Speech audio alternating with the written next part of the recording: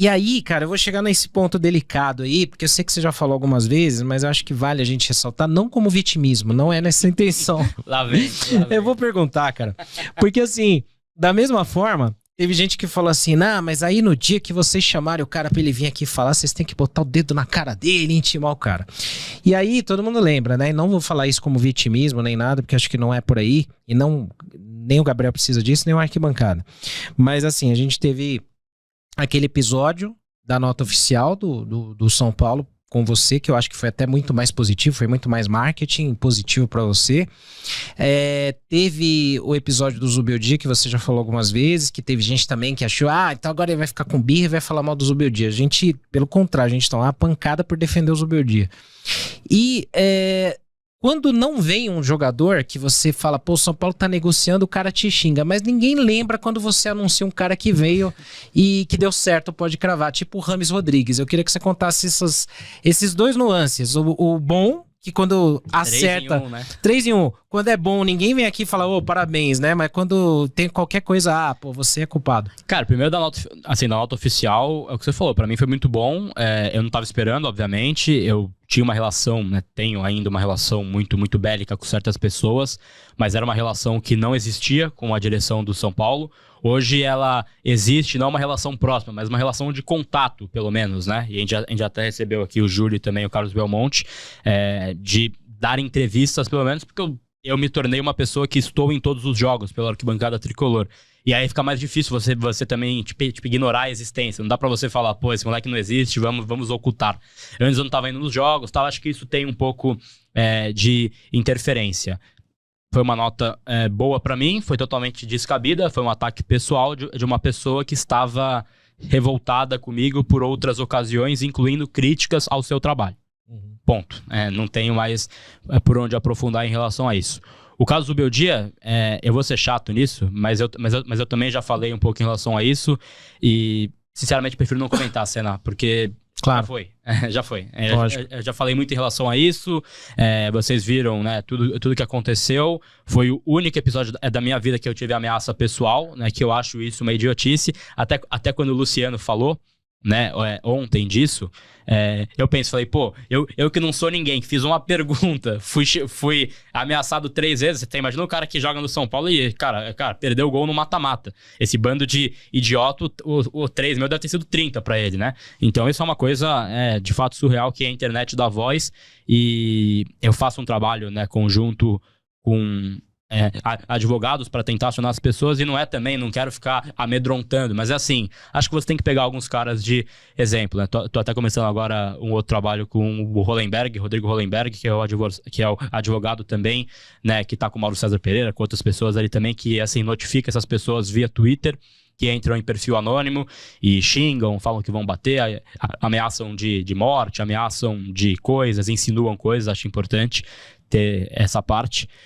Então não vou comentar, não tive contato depois do episódio, ele deu uma entrevista esses dias rindo que eu fui ameaçado, segue a vida. Cada um e sobre o Rames, né, pra fechar, então, em relação... Essa eu acho que você tem que contar bem, que aí os caras não reconhecem quando você acerta. Cara, em relação ao Rames, é engraçado, porque a história do Rames, eu ouvi de uma fonte muito boa, 2, 3 meses antes de rolar, falando, tem essa história aqui, estão começando esse projeto para trazer o Rames. Eu falei, cara, o Rames, São Paulo, né, mal financeiramente e tudo mais. E aí veio essa história, e aí foi começando a estreitar.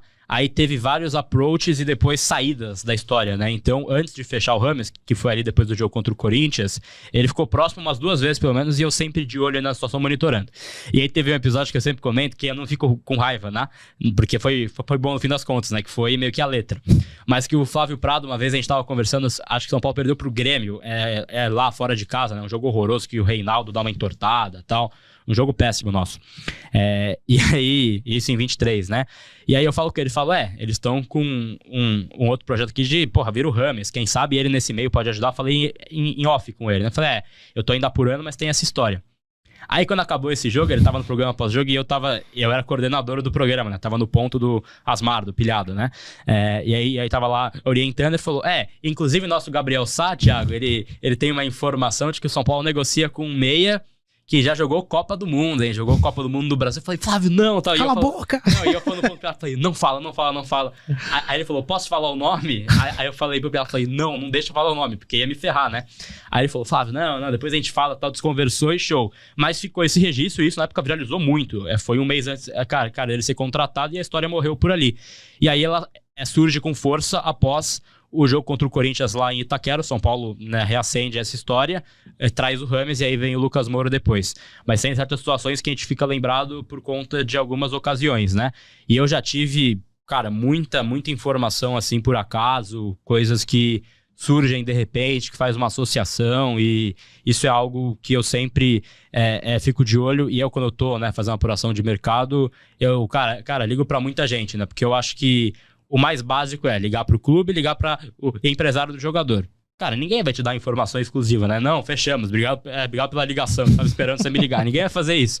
Então você tem que ir no entorno, tem que ir naquele amigo do cara, tem que ir naquele cara que já trabalhou com ele, sabe? Assim, pessoas que você consegue ir ali fazendo o entorno, mas assim, cara, a apuração de jogador, eu diria que 90% dos casos, o vazamento não é do clube. E aí acho que é algo interessante de se passar. Pra mim, pelo menos. Eu sei que tem gente que recebe informação do clube, enfim, cara, privilegiada por X ou Y. Sim. Mas a minha apuração geralmente não vaza pelo clube. Sempre ou quase sempre por meio das pessoas do entorno do cara ou do clube que tá vendendo ou comprando, né? Porque geralmente tem 3 lados envolvidos, né? O São Paulo, o cara e o clube que ele tava ou que ele vai, né? Então tem outras pontes pra você buscar também. Cara, eu acho engraçado porque quando acontece um lance desse tipo do Marcos Leonardo, né? O pessoal fala assim, é mentira, o clube já negou. Claro que o clube vai negar, o cara vai falar, não, realmente estamos trazendo e vamos fazer um leilão com os outros clubes. Pô, não é assim, né? Mas eu não vou nem citar um nome aqui, mas eu lembro de uma situação também, cara, eu lembrei agora, que eu vivenciei com você, de uma que os caras estavam muito putos da vida porque você tinha dado a letra, tinha dado a informação e os caras falaram, como é que vazou daqui essa merda, que não sei o quê, como é que o cara ficou sabendo? E os caras ficaram bravos. Você chega a receber algum tipo de contato depois de falar, como que você descobriu essa merda? Os caras ficam tentando descobrir quem é a tua fonte ou quem são suas fontes? Teve alguns, assim, tiveram alguns episódios internamente já, de assim, jogos, partidas, né, que eu fui fazer, e também algumas entrevistas em que algumas pessoas do clube falaram, ele sabe mais que eu, esse filho da tal, tipo, brincando, né? Então, cara, isso acontece, a gente acaba, né, conversando com muitas pessoas, a gente acaba tentando ali, e eu acho que pra quem até quer começar no ramo e também acompanha, tem que ser meio cara de pau, assim, sabe? Não tem que ter muita vergonha de, vai que o cara me trata mal, tal, vai. Tomou um não, tomou um xingo. Eu já fui xingado por empresário de jogador também. O cara de tanto insistir e tal. Não dá pra ser inconveniente, né? Não dá pra ser um cara, tipo, chato pra caramba tal. Mas você vai tentando extrair, liga pro cara às vezes, né? Tem cara que fica puto quando você liga, fala, porra, me ligou, não me avisou nada tal. Para, vamos ligar e é isso. Vai sair alguma hora. Então, eu faço mais assim, nesse sentido. E eu gosto de apurar, mas eu entendo que tem um pouco desse lado de quem torce mais pela contratação do que pelo jogo, né? E aí essas pessoas, elas são eufóricas. E aí eu só fico incomodado, e aí não é um incômodo, não é assim, perna, né? Eu acho muito legal esse carinho, mas eu fico incomodado quando as pessoas pegam o meu WhatsApp e começam a me ligar, sabe?